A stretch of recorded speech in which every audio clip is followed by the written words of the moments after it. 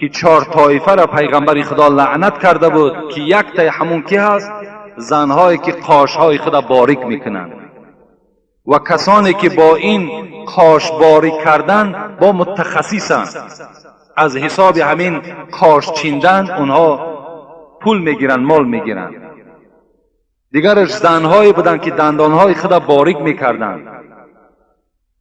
دیگرش زنهایی بودن که چهره‌های خودشان در خال میگذاشتند. دیگرش زنهایی بودن که مویهای علمه میکردند. پیغمبر خدا گفت که اینها در حسن خدا دادگی تغییر در آوردن، تغییرات در آوردن.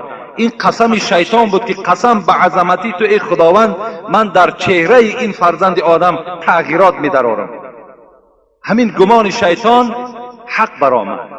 امروز زنها را تماشا کنین، قاشها باریک کردگی هستند، مویهای علمه دارند، خالها میگذارند، دندانهای باریک دارند. اینها را پیغمبر خدا لعنت کرد. اگر مبادای مردهایی که امروز اگر این استفاده کنند، اینها هم در لعنت خداوند داخل می شوند. بسیار ابلهی هست، بسیار شرمندگی هست. شما با